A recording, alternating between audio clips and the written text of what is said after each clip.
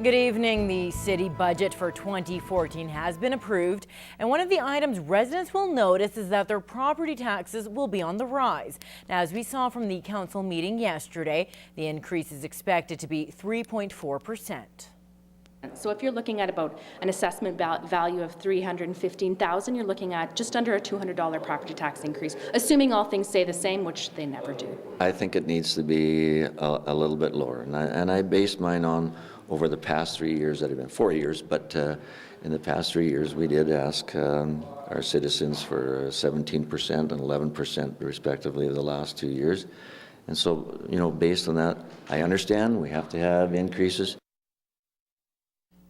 The city's revenue is about $92 million. Property taxes bring in about 25% of that amount. Now, some of that money will go towards the approved capital projects list, and first on that list is Highway 17. The project is broken down into two parts in hopes of getting more government funding. A project, they aren't as receptive to applying grant funds to it. So what we're doing is in 2014 we were only going to be able to do underground work no matter which version we went with, and so we've just decided to take that and make it its own distinct project, Phase 1A of the Highway 17 couplet project. Staff say everything won't be finalized until they have the official assessment numbers, and property taxes will be revisited in the spring.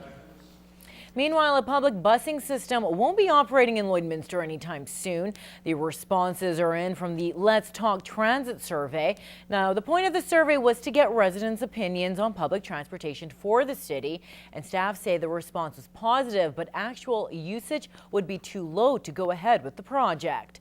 The main priorities from the survey included the cost to taxpayers, bus ticket prices, and the safety of these services. There were surprises when we were talking to people in the community and conducting the survey. A lot of the people who filled out the survey didn't realize that typically in municipalities, public transit does cost a lot of tax dollars to sustain, and there was somewhat of a negative reaction. The survey found that most people would support the system, but 61% would actually use it. About half of the people surveyed wouldn't support the system. 183 people said they would use the system in a year, making more than 130,000 trips.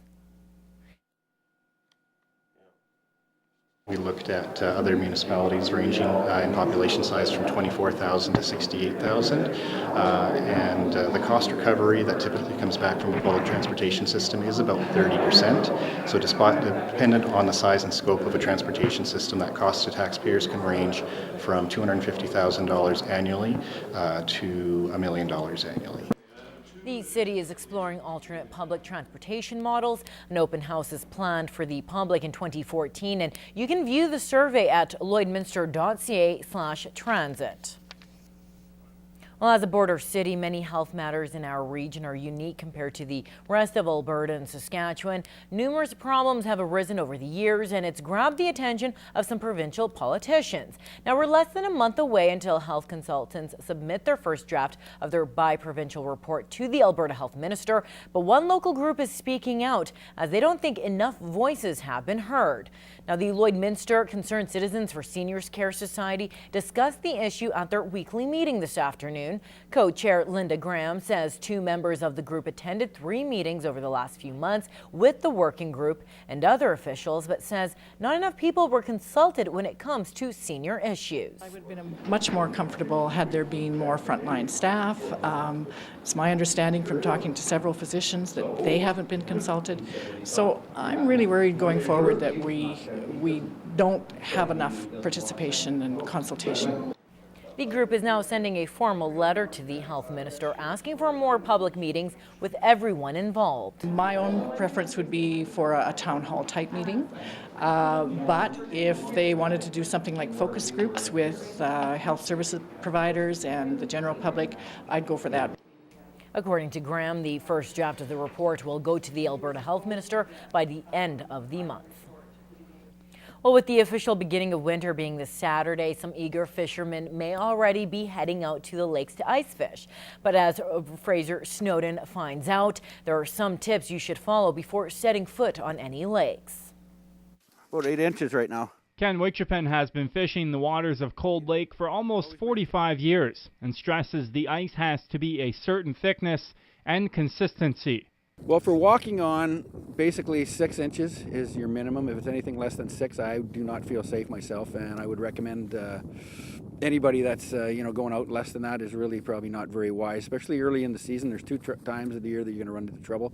Early in the season, first ice, and of course last ice. Cross that with a vehicle, and what happens, that ice will just, it's like a broken mirror. Wichupin says to be even more careful when using any sort of vehicle on the ice. For an ATV or quad, you want probably 10 to 12 inches of ice, good solid ice, and like I say, make sure you check your ice from one, close to shore, and then work your way out. It is imperative because obviously that ice isn't going to be the same thickness all the way along. For a vehicle, you want anything 16 to 20 inches. You'll be safe on most bodies of water. He says even though fishing in the cold weather may seem a little much, don't knock it till you try it. I think it's so much better. You don't need a $40,000 boat. Obviously, you can get out there. You can walk out, park your car on the side, take a hand auger and a handful of tip-ups in a 5-gallon bucket and a thing of bait and have a great day on the lake. It's so fresh out here. The air is so fresh and clean. I mean, the fishing is just as good in the winter as it is in the summer. He adds to make sure you have your cell phone handy in case of emergency. You can catch Wichupin on K-Rock with Outdoor Adventures at 8:30 on Saturday mornings. In Cold Lake, Fraser Snowden, Newcap News. All right, in this week's pet project, Jenny from the SPCA introduces us to 2 female pets looking for their forever homes. Now we meet Isabella the cat and Abby, an English Bulldog Mastiff cross who would like nothing more than to be adopted during the holidays.